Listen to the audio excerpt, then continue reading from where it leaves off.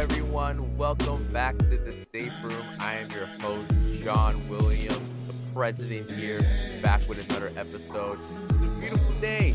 It's a beautiful day. You know, with a British accent. It's a beautiful day. It's blue skies. Wake up every morning, a new day. Push away the shadows. I'm not gonna lie.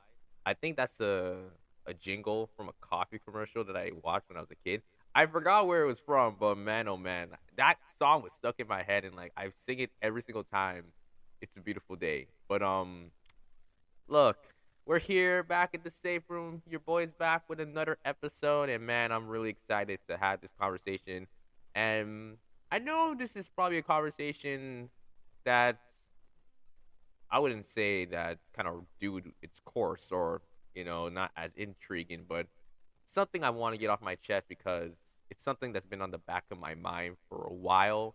And honestly, I just want to get to the bottom of it, give you my personal take, what I think. Again, this isn't really to like contradict what I'm about to talk about, but more just to share my personal opinion because I have a lot to say, like I mentioned before. But if you are a returning listener, thank you for coming back to the safe room. Welcome to the space. Chill. Let's listen. Let's just vibe. Let's just vibe with it. All right. And if you're new, what's up there? President Sean Williams, president right here. So we're just chilling. We're just chilling. But if you're new, thank you for listening to the podcast. I really appreciate it.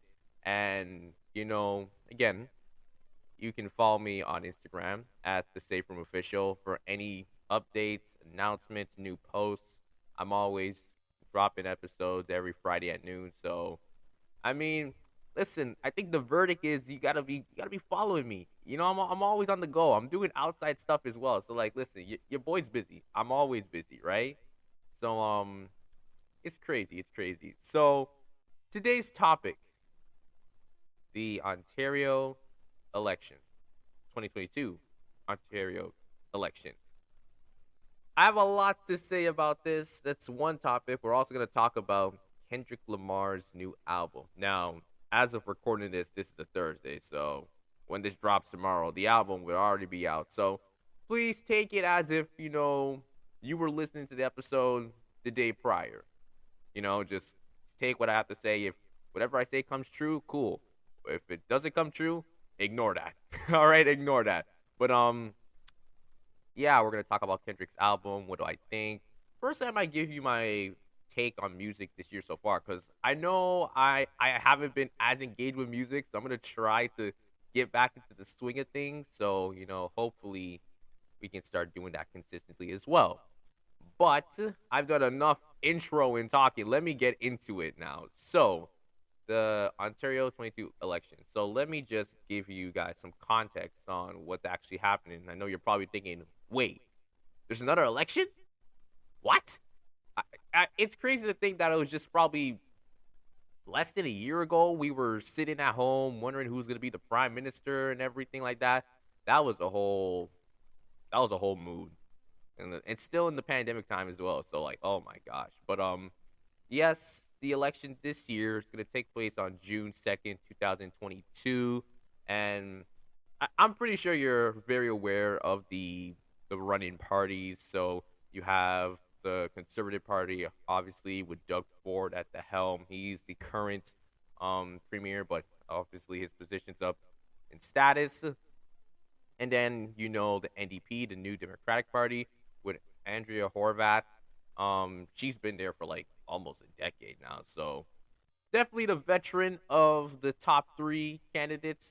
And for the Liberal Party, you have Stephen DeLuca. He's running for the Liberal side. And again, there's more than three. There's a couple more they have to mention. Obviously, the Green Party, the Ontario Party. I think there's like this new group called the New Blue Party. I could be saying that wrong, so not really sure. But yeah, it's election time here in Ontario. It's election time here in the city. And I believe it's till the end of May. You have the chance to go vote. So before I even dig any deeper into the subject matter, please remember to go vote. It's very important. And, if you are someone who is able to vote, you should be able to use your voice, make the choice, and, decide how you want, Ontario to be run, how you want the government to be handling some of the issues, whether it's what happened within our society from a business standpoint. You guys are the foundation. So it's really important that you guys go out there, place your votes. I'm definitely going to take the time to go do that as well. I'm going to do my research and I'm going to make sure on which side I feel comfortable most, whether it's PC, Liberal, NDP, any other party as well. You never know. Maybe the Green Party, maybe Ontario Party, like I mentioned before, New Blue. Make sure you guys take the time to do your part. Do your part and vote. All right. Don't forget, people at the time were fighting to vote. Women were fighting to vote. So like all the women out there too, like go out there and like, do your part. Vote. Go out there and make a change, make a difference. Now that I've said more on the positive side of things, this is where I'm gonna like flip the script. Now I'm not gonna get negative, but it may sound contradictory of what I just said before about voting. But I want to kind of give my personal, wouldn't say grudge, but my personal oomph on Canadian politics. Now, obviously, there's a huge historical context behind it. We can go far back to like pre-Confederation days, but honestly, that's kind of much of in depth. But we kind of see that now with today, we see that it's a representative democracy. That kind of means that we have the power to vote on, who's going to be in power, who's going to be the ones taking over these objectives, who is going to be the ones that are going to be in office that's going to decide on certain aspects, whether it's health, education, housing as well. These are like just the small things. I wish it was small things. These are the big things. They're important things. But basically, the whole process as a whole, this is what is defined as representative democracy. Now, as we know that, we also kind of know something else. And there's a narrative that's already being told and it's continued to be told. And it's the left versus right. So if you don't understand what I'm saying, basically left wing versus right wing. So left wing is basically the individuals who kind of believe more on socialism, that we're able to solve issues but have more government intervention. If there's something that goes wrong, usually the government would have to step in to make sure that it's minimized or doesn't increase to such a risk. And you probably hear it in your textbooks when it comes to like a business standpoint. I know I have, being a business major, but yeah, this is a common thing. This is kind of what people define this society today. We live in a liberal state. And obviously, like the liberal government, they are kind of like at the top. So it kind of just justifies itself. But then there's the right wing, where it's more on individualism and free liberty to just kind of like do whatever you please. And if there's any times for issues or conflict of interest, it's usually that they would argue the market. The market is going to be the one to solve all the problems. And, it's the best approach, it's the best solution. Now, I can't lie. From that, I get mad economist vibes. Because, like, listen, for all my university, college students, if you know about economics, like, these types of thoughts and everything, it's always about, oh, let the market do it. Or, like, this is what's best for the market. And it's a lot. It's a lot. But, if you want to look at it in a sense where left wing and right wing, it's an ongoing debate. It's always clashing. There's always ideologies butted heads with each other, whether it's like, we should give private health care versus no, we need like universal health care. And it's like, oh, what about education? How does this affect housing as well? Like there's so much to it. But obviously, in a simple form, left wing is more socialism, trying to see what it would do to help the public, once again, through government intervention. And right wing is more individualism. Let the market solve all the issues, but you're allowed to be benevolent, be free, just be yourself. Individualism. That's what it kind of stands out for. So that's kind of been the narrative how that's been going on from time. I don't know how long, but it's been going on. And looking at the Canadian election, because I want to tie it back now, I remember walking outside my house and I saw all the signs, and you know what I'm talking about. You know, the signs stuck on your front lawn, whether it says vote for this person from NDP or Liberal or PC. You see all that, and it's like plastered throughout the block. It's not only your block, on the side streets, the main streets. You see it everywhere, and I kid you not, I had two reactions. One was an initial reaction, which again was, hold up, we're getting another election. We're actually getting another election. Didn't we just have one a couple months back? And then I realized, like, oh wait, that was for the prime minister. This one's for premier. So again, basically, just to kind of break down even more, there's three levels of government. So there's the federal level. Obviously, that's for the prime minister. You have the provincial level, which is dealing with the premier for this current election, and then you have the municipal level, which is for mayor. And again, I was kind of shocked, but I just thought, you know what? And this is where I'm getting to my second reaction. I just didn't care. Like, I just straight up just went from, hold up, like, complete shock to just complete sadness and just like, I really don't care. Walked right back inside my house and I felt nothing. Like, I didn't even have the urge to, like, okay, like, who are the running candidates? Like, who are doing this? Who are doing that? Outside of today, when I was reviewing my notes, and probably a couple days before, when I was looking at the candidates, I never took the time to look at anything. Like, completely blank. So I'm just like, why do I feel like this? I mean, like, I am a Canadian citizen, especially a black male who wants to express their right to vote, their what they think on certain problems, what are the, the issues. Like, why do I feel so conflicted? Or why do I just feel nothing at all? So that's where I started to tell myself, you know what? To me, I don't know what it is. And again, some people could disagree with what I'm about to say. I just feel like Canadian politics, for me, and I don't want to generalize anyone because, again, that's a whole nother feeling. I feel like it would be better for me to talk about this with multiple people. Canadian politics has just become irrelevant to me. Like, it's come to the point where, like, I don't even have the excitement, the enthusiasm to look up and, like, okay, well, who are the candidates? What are the problems? When's the next debate? When's the next rally? What's going on? I have just lost all excitement. It's just gone. It's just completely gone. And I'm just thinking to myself, like, why is that? Why is it that now, like, I'm in a position where I could really get to know about what's happening within the province of Ontario, what are the issues, and how I can use my voice, to not only, make the right decision, but even let people know, especially me as a podcaster. I could be talking about this, letting people know, informing you guys. I feel like through this conversation, just me talking about it, you're probably thinking of like, wait, hold up. Like, I didn't know there was an election either. Or like maybe you knew and it's like, you know what? Maybe I should do more digging. Why was it that I just lacked that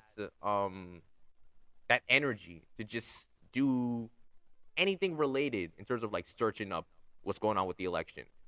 And I think honestly, it's maybe because that from what I've seen, not only the past couple of years, but obviously from being taught this type of like, realm of politics in like textbooks or like through readings and articles. I don't always want to say like you should always believe what you read, because don't get me wrong, there is fake news. That's why I always advocate for information literacy, that you guys are checking your sources properly. But from seeing all these things, from reading all these things, from having conversations, I always look at, yeah, that's important, but is anything changing? Or better yet, has the narrative changed or evolved over time? Now, yes, it would be wrong for me to say that there's no change, because there's been change. I mean, I probably can't list it off the top of my head because there's like, I would have to probably do some mad, contextual analysis, like looking down the list, but there have been change. Maybe well, you know, but honestly, I think to myself, yeah, but we still know that it's a two persons game, or should I say it's a two parties game. And this is where I want to get to what I'm trying to say in terms about the irrelevancy of Canadian politics. I mentioned before that with Canadian politics, there's a narrative, left versus right, and more specifically, liberal versus conservative. And because of that, each year or whatever election comes by, I get less and less interested because I already know what it's going to be. It's either going to be liberal or conservative. And it's not because I'm kind of deeming it as liberal versus conservative. It's more society.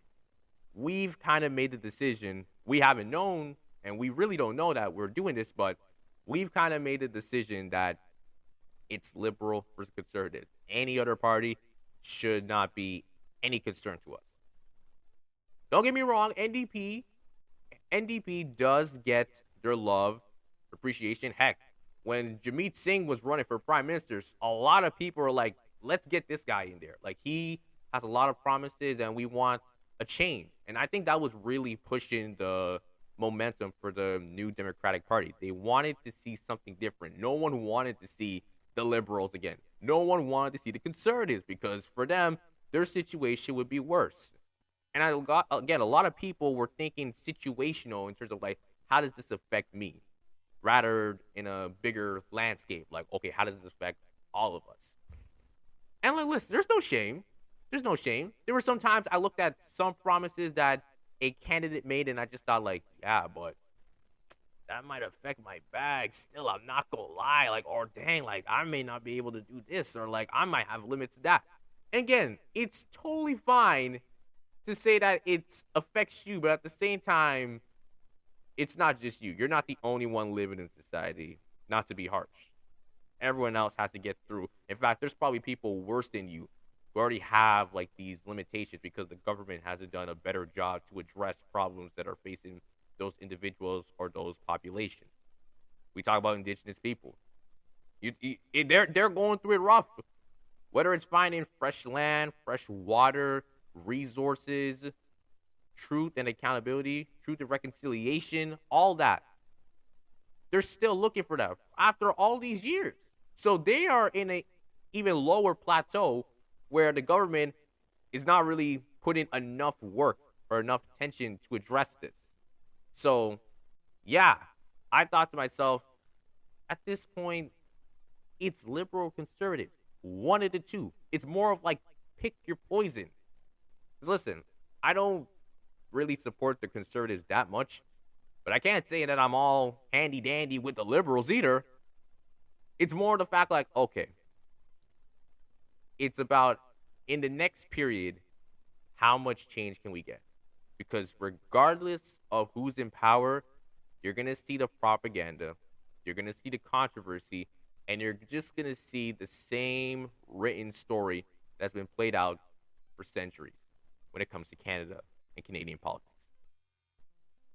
That's why I made the case of it's just irrelevant, because why is it that we have to keep playing this looping cycle all over again when, again, we have the power to change it?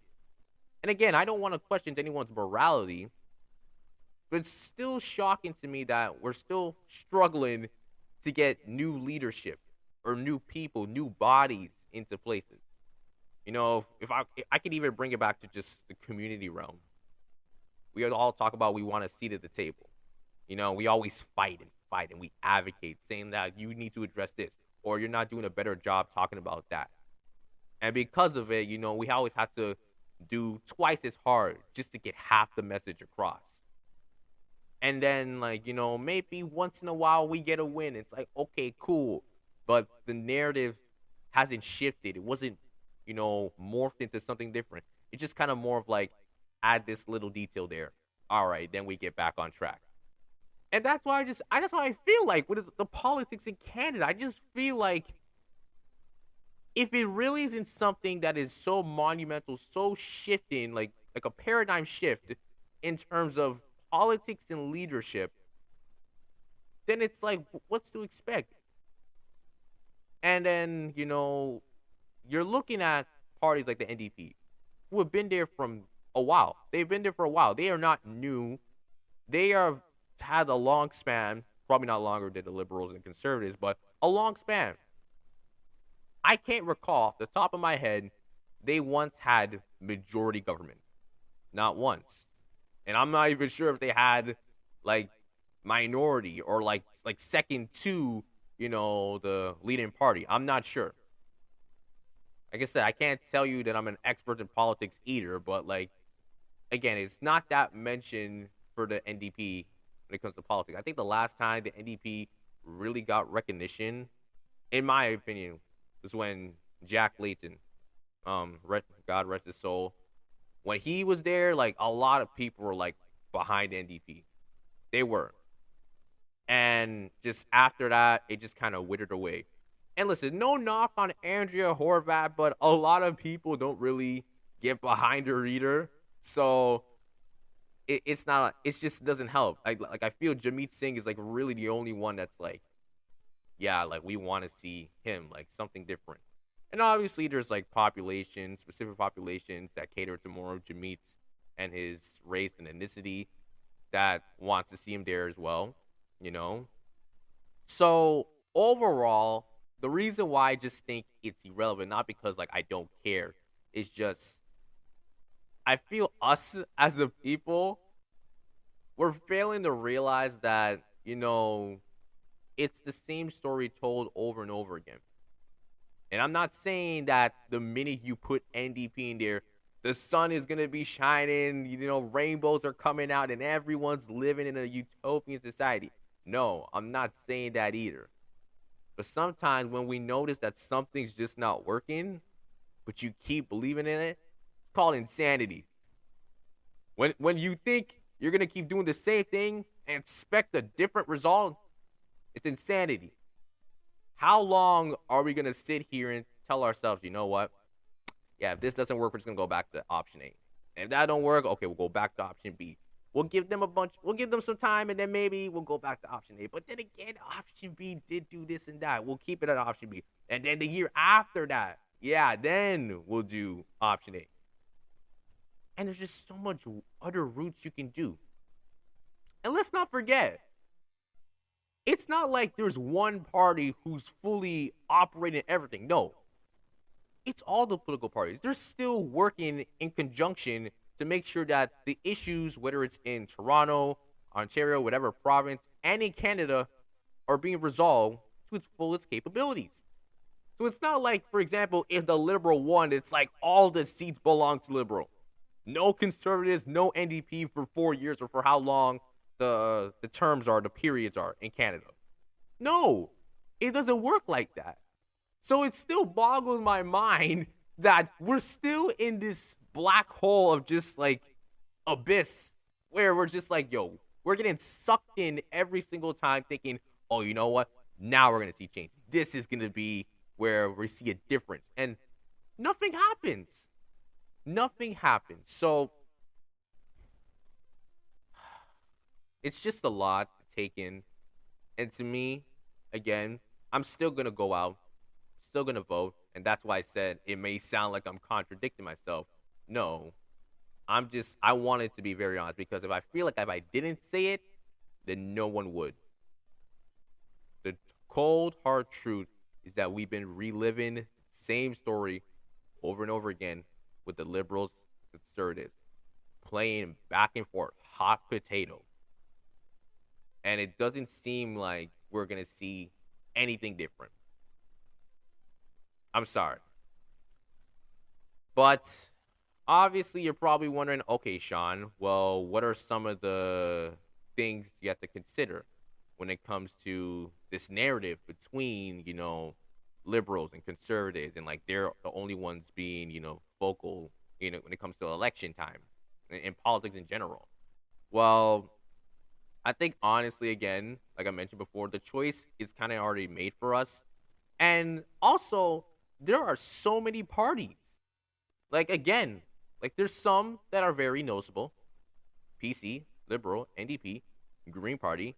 But there's also parties like the Ontario Party, like I mentioned, the New Blue Party.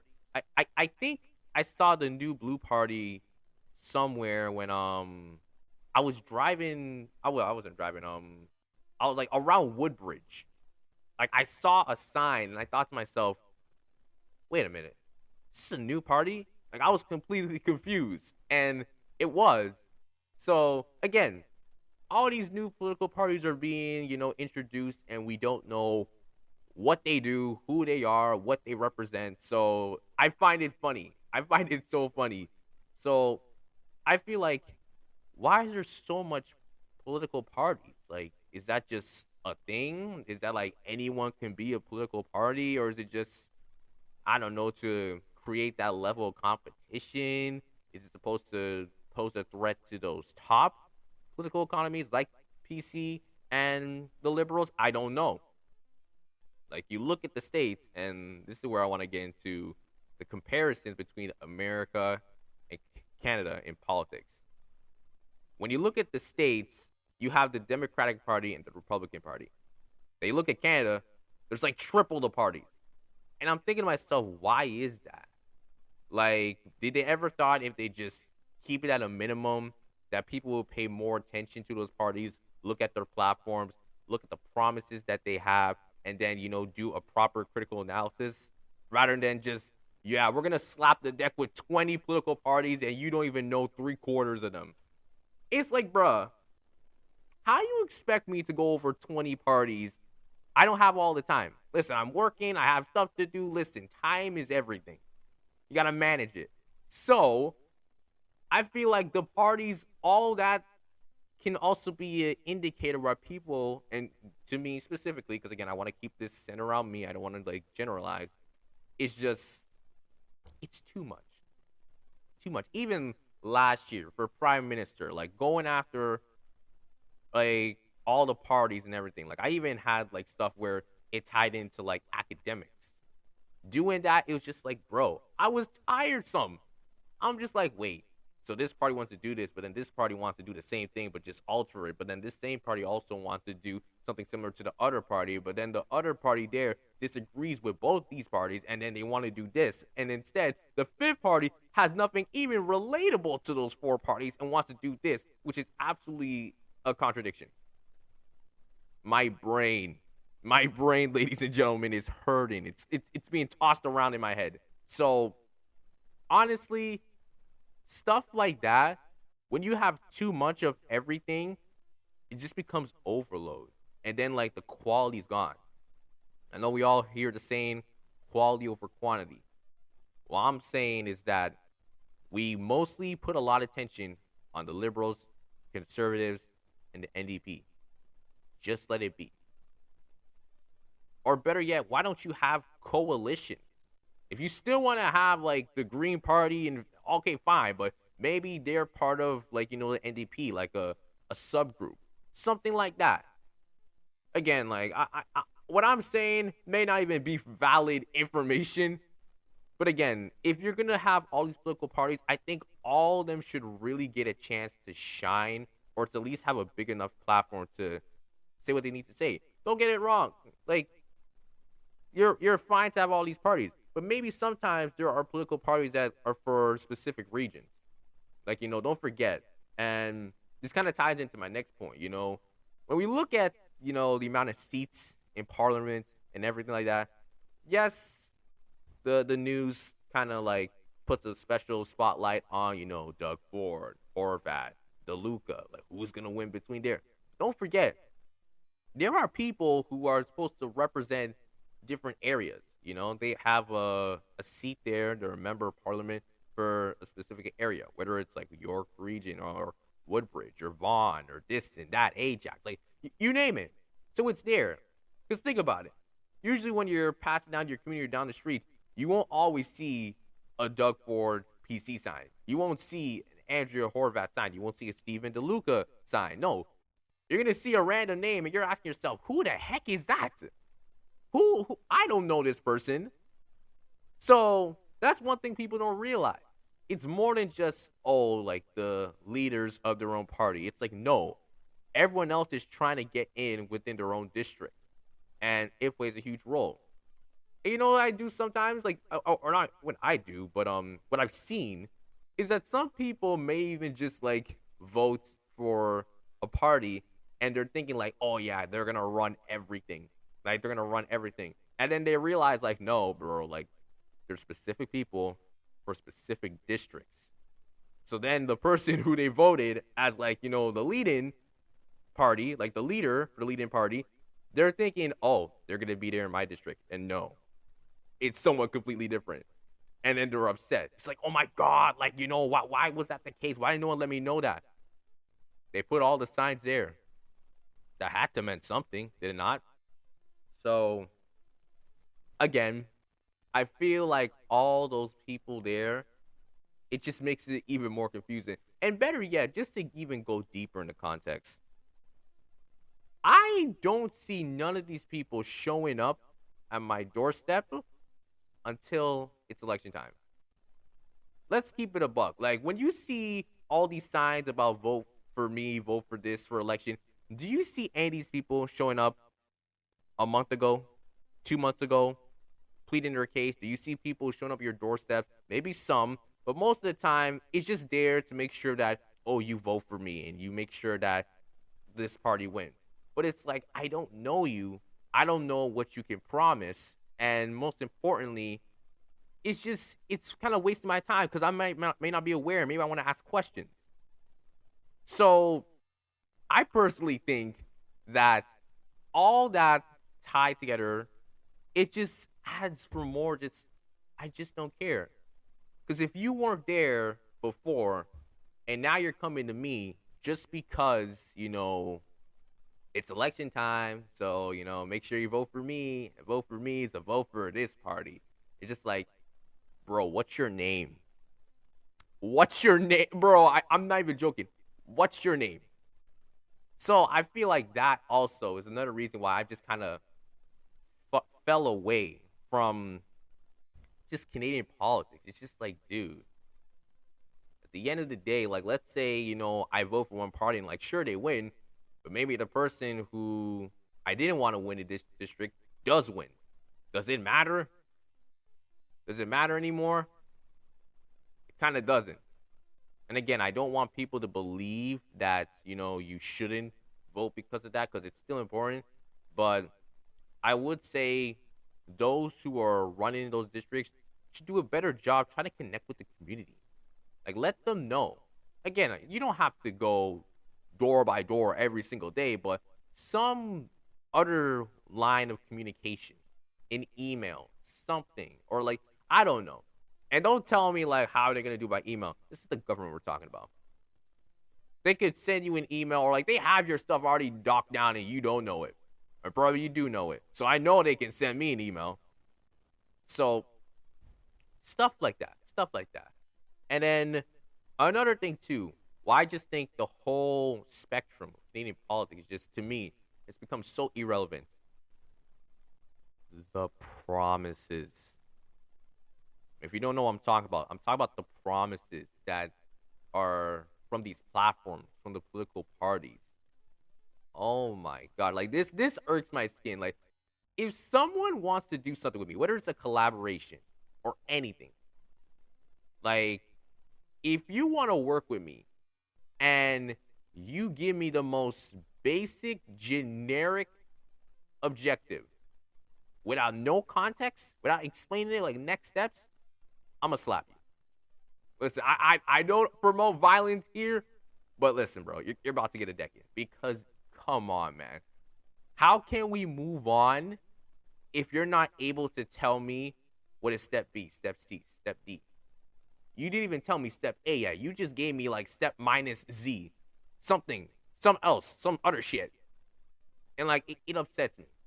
So, obviously, you probably see, common stuff, especially back in 2020 or 2021, there was the talk about climate change. That was such a crucial subject matter. And sometimes you would see the same promises about lower carbon emission by 2050. That's it. Or just like lower it by 10% by 2030. Or like lower this by like this. It's just like, but what's the context? How are you going to do it? Who are the key role players and contributors? Who will this impact? Who are the third parties involved? Who's going to be in charge of running that? Now, listen, you can't give everything in a bottle. Don't get me wrong. Because, again, life is life. Things can happen. Plans can change. But I think we all come to that understanding that life does happen and plans can change. So we wouldn't be mad if you told us something on, like, prior to the election and it came out something different. You know? It happens. But to not give context, I'm just stuck there like, well, damn, how am I supposed to vote for you if you can't even tell me in context or give me fuller detail of what this could possibly mean? You're just saying words out your ass. Yeah, I promise to, make sure we drop tuitions by 2030. Oh, and also to make sure that, housing costs go down as well by 10%. Okay, how? When? Who's involved? Oh, I'm sorry, what? Oh, no. I'll promise to do that too. It just goes on and on. It goes on and on. And this is where I'm just like, yeah, I can't get behind stuff like that. It irks me. It really does irk me. As someone who takes pride in making sure that everyone that I talk to in collaboration gets perfect detail. Because I'm a detailed person. Like, I am a person that, like, I will go over beyond to just give you something, even if you ask it in the most basic way. You can say that's a problem. You can honestly say that's just me. But just to even bring an example. So it was a couple of days ago, I saw in the news that the liberals, if they were reelected, keep that in mind, would reintroduce grade 13. Yep, I did not stutter. Grade 13. I got this from Global News. Now, again, I am not going to completely say that this is 100% accurate or even say that this is the best source, but this is something I heard. I reminded myself of it, and I pulled it up. So just to take some details from him, what we do know is that if it does happen, the budget is $295 million. I don't know if it's me. I know I'm a mathematics guy. I actually like math. But does anyone feel that's kind of pinch? Kind of small? A grade 13. And only $295 million. Okay. And then the purposes, which I found really interesting. So let me just skip the first one. The second one was to teach people about personal finances. Okay, financial literacy. Okay, that sounds good. The second one is to help people, get the tools and resources and help, with stuff like citizen engagement. All right, not bad. And then they also have better mental health supports. Okay, sounds good.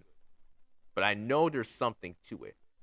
And then in the article, it talks about basically in a sense that implementing this would help in terms of people who need to catch up from their learning in the pandemic. And that's where I looked at, okay, there's the contract. So even though I talked about, specifically in terms of promises, like what are the next steps and everything, they do give some stuff. The budget, what's the purpose, but there's still stuff that you have to ask, like, what school boards are these going to apply to? Is it going to be applied to the TDSB, the Peel Region District School Board, Catholic school boards? Like, who's it going to apply to? Who's the staff? Like, how much staff are you hiring specifically? How does that affect them? Are you going to hire new staff to do these specific grade 13, courses and programs?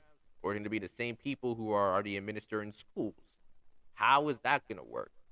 How deep is the curriculum going to be? I mean, you talked about personal finance and everything like that, but how much people can, go for that? And again, there's some questions that you legitimately cannot answer, which is fine. But I think if parties address that, you know what, we have asked those questions and we're not sure, but we want to let you guys know, it's important. Don't forget, the media is like considered as the fourth estate. They're the ones that are always pushing out information and the news to people, so they let them know, like, okay, this is what's happening. But it's kind of come over the time where, the fourth estate has kind of been corrupted. And then enters the fifth estate, where, not really like traditional media, but more like bloggers, people who are like on social media, podcasters, you could put them in that realm.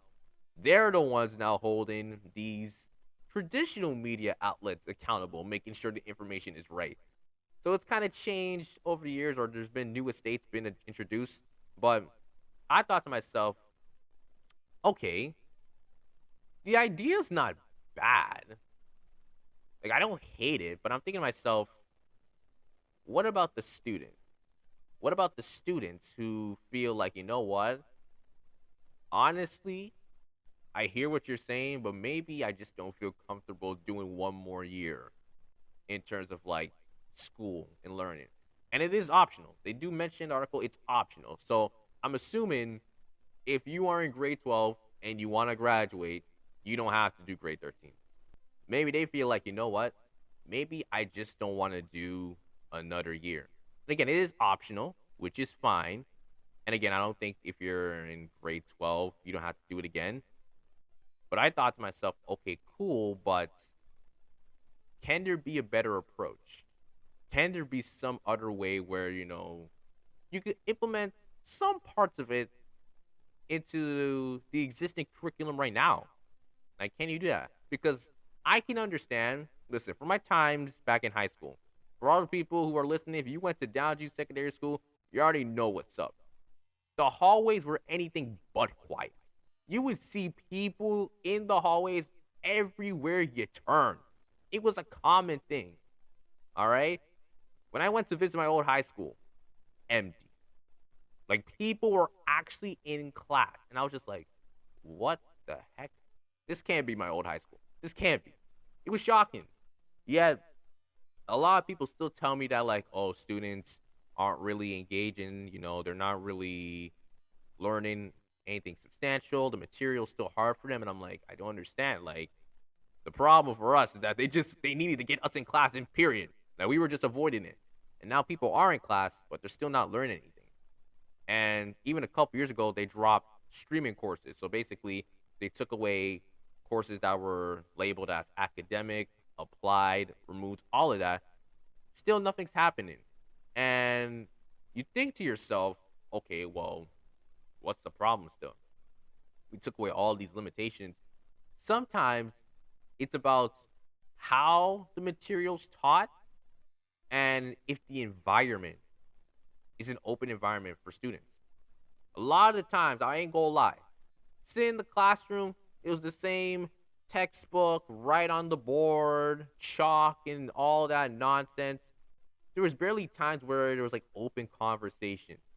There's barely times, we saw something different or we saw something that was like more than just read. We got to like engage hands on. And I feel like that's like crucial. Because a lot of people just don't want to sit in a room and just listen to someone talk for over an hour.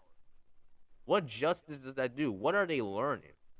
And more importantly, too, maybe you don't want to talk about stuff like, oh, you know what? I can't wait when I get to grade 13 and I talk about the Holocaust again. I can't wait to talk about the War of 1812. Oh my gosh, like Vimy Ridge and all that stuff. Oh, that was so good. Oh, I can't wait to talk about the periodic table as well. And obviously, I'm just like exaggerating. They wouldn't teach you that stuff in grade 13. But you know what I mean? If the material is just kind of similar to what grade 12 was or grade 11 was, what is it really doing? Because don't get me wrong. Like, yes, they talk about, how you can balance your personal finances. But what if it's just taught in the same way as like any other course? Then you're going to tell yourself, wow, I even hate this. And this was something that, us students have advocated for years. And I hate it. And maybe you don't even hate it. Maybe you just hate the fact how it's being taught. And maybe it's just not an environment where you feel comfortable. So then it becomes, okay, how do we make an environment where people, where students specifically, are more comfortable and they want to learn? That they can leave their house and they know, like, yo, I'm really going to be coming back with some knowledge, a skill that I can obtain and I can utilize in the future. That's what's important. And I just feel like grade 13, it's, again, it's not a bad idea, but I'm like, if you're able to just do this within grade 9 to grade 12, that seems like a step in the right direction to me. Personally, that's what I think. So, I don't know. Do I hate the idea? No, I don't completely hate it. Do I think there's a better approach? I think there's always a better approach to everything. We just need to know. Don't forget, students, they are the seeds, and you got to nourish them so they can grow. If you just leave it unattended and think they're going to grow on their own, then expect a disappointment. Because not all students can click. See, for me, I was able to click off the jump. Some need that help, and there's nothing wrong with that. And even me, I had my problems, and I always look for support. So, yeah, I just feel that needs to be something. Well, again, we don't know. The Liberal Party, they said if reelected, they would do that. But again, promises. It's more than just laying down the foundation. It's really thinking on another perspective. Again, who does it affect? Because again, we talked about the beginning of the podcast, left versus right. Liberal fall on the left, which is socialism. The people. Making sure the people are right. Who does this affect? The people. You got to think about them first. And then my final part in terms of why I just think Canadian politics is just, again, it's meaningless to me. I'm starting to slope into that realm where, like, I'm just not feeling anymore. The people. Yeah, we're going there.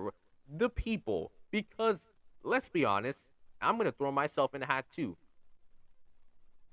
We really never take the time to appreciate Canadian politics, whether it's the candidates, the process, what happens in between.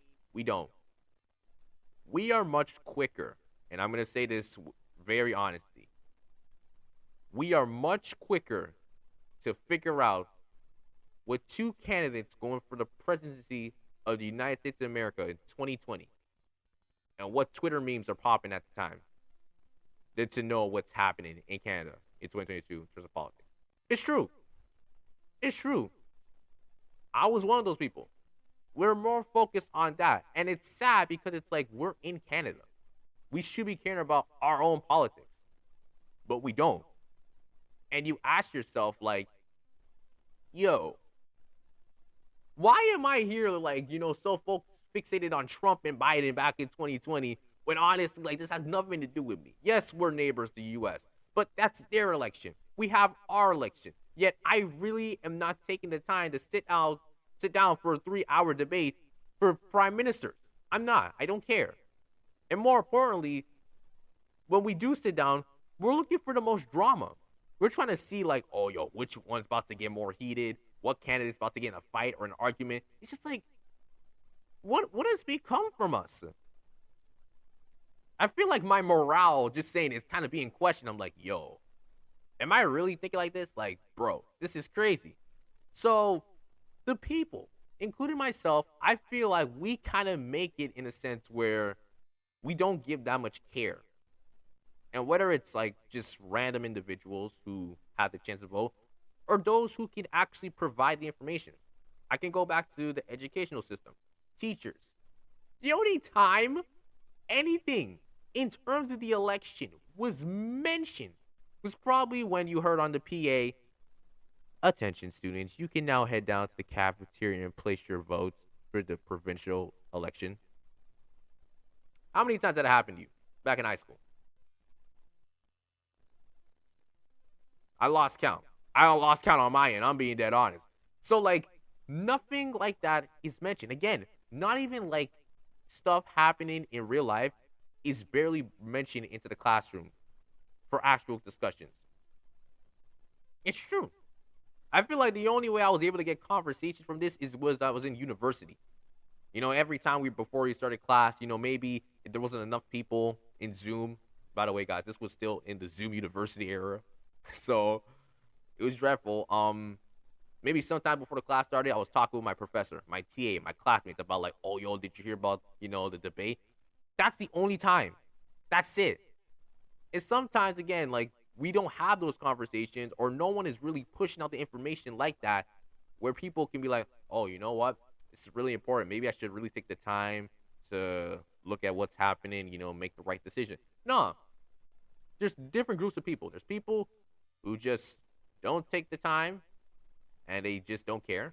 There's people who say, like, you know what, doesn't even matter anyway. Even if I vote, we're going to see the same thing over and over again. And then there's people who, I ain't gonna lie, they take it super seriously. They're like, oh no, you gotta vote, man, this and that. But it's like, they probably not even know what's happening. They're just like, just vote. Like, listen, there's always been an individual like that. But I personally think that we need to do a better job at being more engaged with Canadian politics. And trust me, I'm not saying this as like I'm a preacher and I'm telling you what to do, because it's not easy. It ain't easy. For all the people who already are engaged with politics, cool. But I think it's important to know we need to do better looking at information about politics and understanding, getting more knowledge. Look up at sources, look at what's happening. Have talks with people. Even if you don't know, talk to someone. Maybe they can tell you. Maybe you both can learn something. I think it's really crucial, so that way we don't have to fall in this rabbit hole where we're stuck. And when it's time to vote, we're just picking a party because our friend said pick for that party. We're picking for that party because our family member said pick for that party. We're picking for that party because majority of people are like, oh, I'm liberal. Oh, no, I'm PC. Oh, no, I'm NDP. You don't want to do that. We talk about individualism. We have that. We have the right to vote. No one should be influencing your vote in the way where you don't have that choice anymore. So I think it's important that we check ourselves. I'm checking myself. I remember a couple years ago, I legitimately used to vote what my family thought. If my family's going liberal, I'm like, all right, shoot, I'm going liberal too. Until I woke up and I told myself, you know what? Nah, like, let me look. Let me do my research. And if I still want liberal, fine. And I know because that was my choice.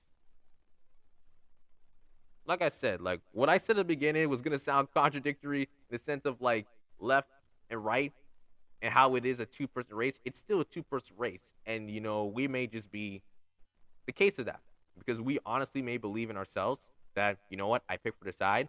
But there's also people who believe that I just don't care. I'm just going to pick for that because everyone's picking for that. But again, it's about, can the narrative change? Sadly, the narrative hasn't changed. And it's because of the simple fact that you have such a disparity in terms of people not knowing what's going on. And that's why we may fall into these dire situations where we're just picking one side over the other, but not having a clue what the possible implications could be. It's a lot. Canadian politics is a lot, and I'm hoping you guys are able to take the time of any time of your day to really look at what's happening, look at the candidates, look at the platforms, look at the promises. Again, if you don't know what's happening, talk to a friend. I thought at first I couldn't talk to no one because I thought I would sound stupid. Like, I won't forget when I was in university and I asked someone what the heck is left versus right wing. They all looked at me as like I lost my virginity or something like that. Just like, what do you mean? I'm like, I legitimately don't know. So, I mean, it's good to have these conversations. Information literacy is key, guys. Look it up.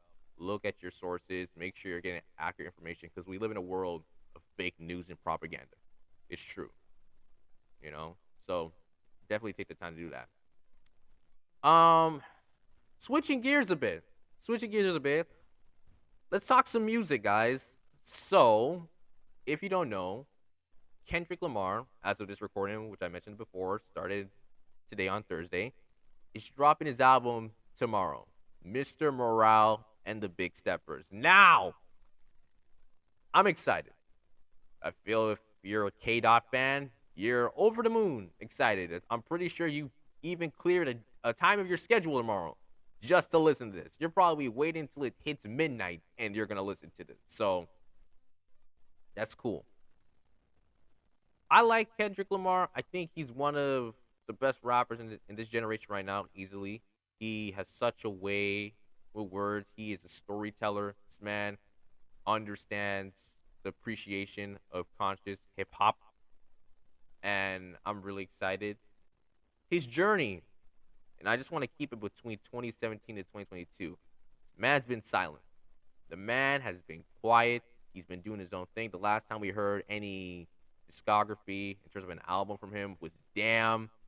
That was a good album as well. And honestly, after hearing, which I think everyone is kind of talking about, like, the top song right now, everyone's talking about The Hard Part 5. Now, The Hard Part 5 comes from the Hard series that he has. So, you guys can go check it out if you have the time for then.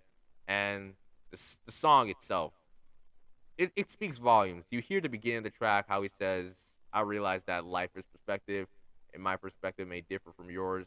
Basically, I'm just rephrasing here.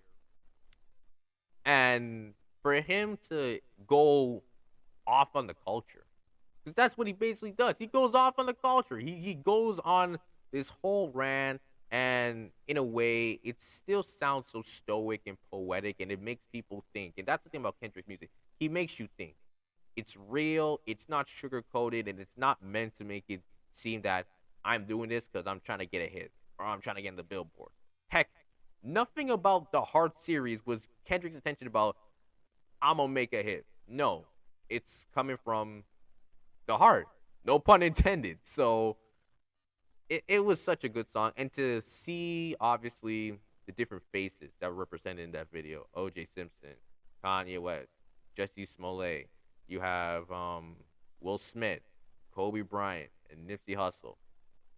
It was like they were sharing it from their perspective, especially if you pay attention to the content, the lyricism as well. It was like, yeah, see, I can't even think right now because I'm still reminiscing just on the bars and everything. Because honestly, I'm a bar heavy guy. I love it. But Kendrick, it was like he was giving his flowers, but at the same time he was calling out certain individuals. I don't even want to throw out names or even get to that, but it just tied everything perfectly. What he said at the beginning: life is perspective, and my perspective may differ from yours. And the representation of all those individuals, it just showed that within the culture, things are bad. Things are bad at most times, but there's also times where we got to give, the love and support to those who have done certain things that we didn't think they would do, and certain things we didn't think they were capable of doing. And realizing that, yeah, you may not agree what I did back then, but for me, this was the only way. There was no other way. So to see that, to watch the video, to listen to it, it was great. And also, the production was crazy. The guitar, everything, it was just perfect. Absolutely perfect. And again, if he's going to bring this on the album, because I won't lie, I was hoping Kendrick went in a different direction, as in, you know what? He just gives us a different sound. Something I have never heard before. That's what I was hoping. Maybe something close to maybe just something different. You kind of got a teaser of that when you heard Family Ties, with his feature with Baby Keem. And his second, the verse he had, he was kind of talking in a more southern accent, or a very pissed, LA boy. It was kind of hilarious, but I was hoping that he did something in that direction.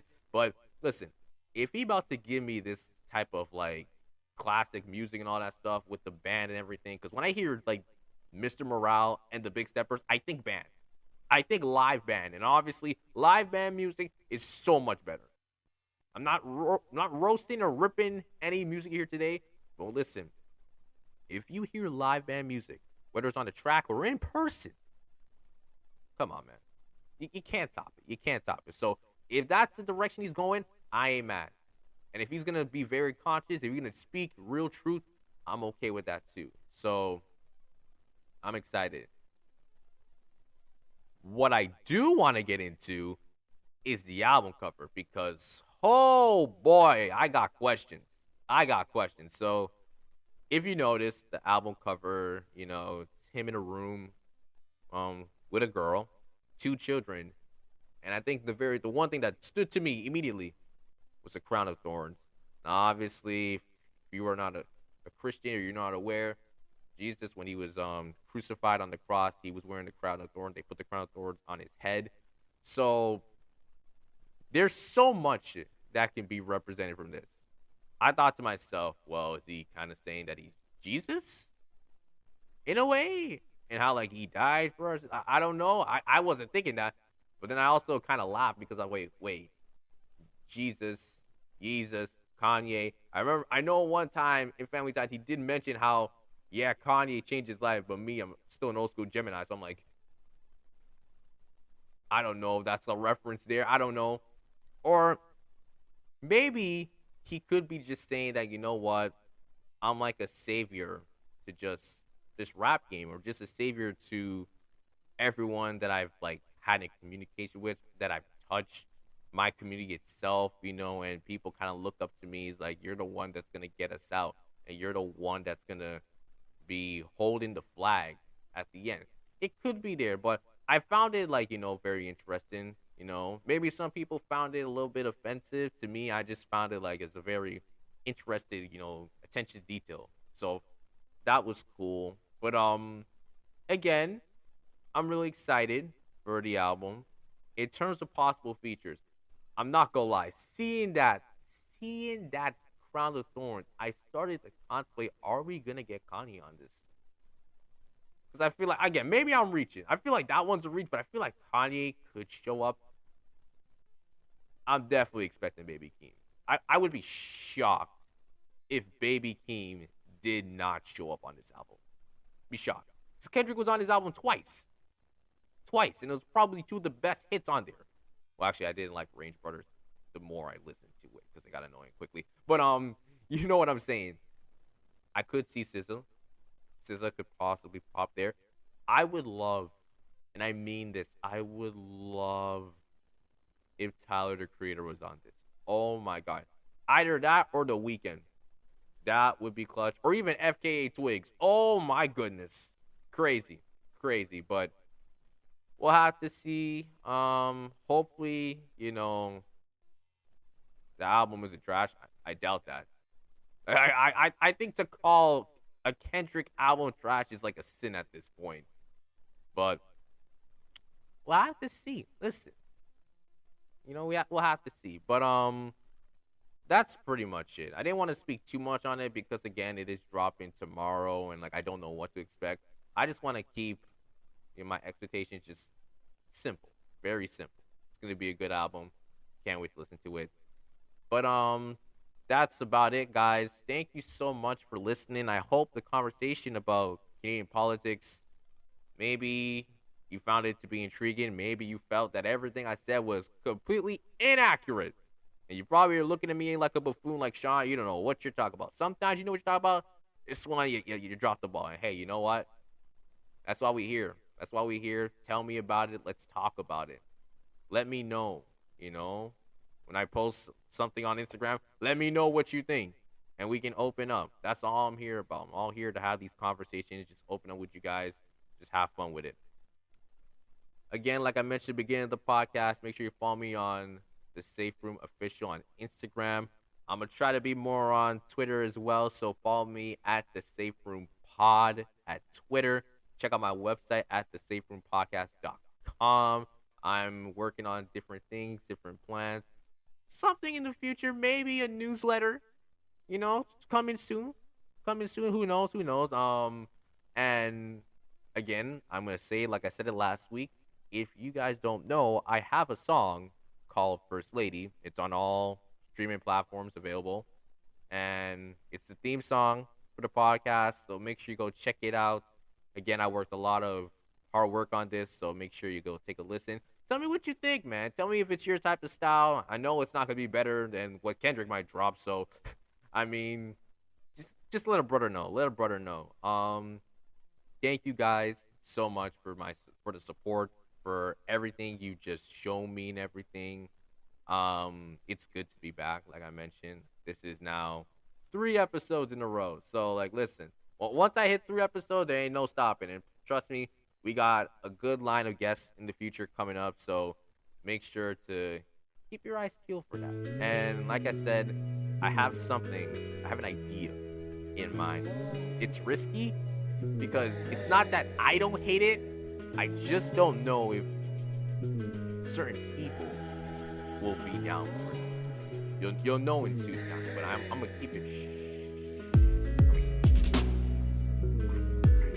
But thank you guys for listening. I'm about to sign out. It's your boy, the President Sean Williams. I'll see you guys.